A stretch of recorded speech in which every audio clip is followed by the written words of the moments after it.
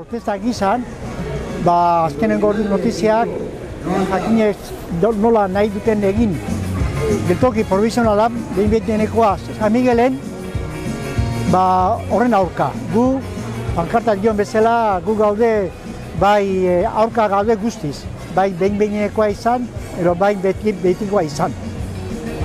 Hori da gaur egunean horregaitik hasi gara mobilizatzen hau antolatzen. Orain dela 20 urte Eusko Jaurlaritzak eskatu zion katedratiko bat egiteko azterketa bat eta bere ondorioak oso nabarmenak dira, hau ez dela inolaz ere beste errentagarritasun ez soziala, ez ekonomikoik ez duela. Hainbat katedratiko eta hainbat erakundek aitortu dute obra honen premiarik ez dagoela.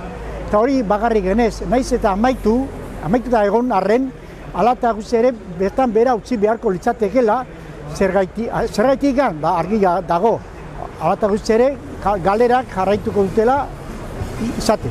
Ingo balukete, gehienengo eragina izango lukete, beste trafiko aldetik egin. Zu pentsatu zazu, horren egunero, ez da gizema, 1000 persona, askorik ez, baina 1000 kotxe balitekela egunero horti pasatzea. Eta horrek sortuko lukeen beste trafikora arazoak, zelezkoak izango lirateke. Trenez bidez baino jendeak gehiago ubituko litzatekelako kotxez. Laizter Durango gazoka dela eta urtero bezala aterako dugu elefante zuriaren ospakizuna, eguna, eta elefante zuriak adierazun nahi duena da olako obra itzelezkoak kalteak gehiago dakarrela gauza ona baino. Gero berriz urtero bezala ingo duguna izango da abenduan azkanetan Gran Bia Eusko Jaurlaritzaren delegaritzan ingo du beste konzentrazio bat.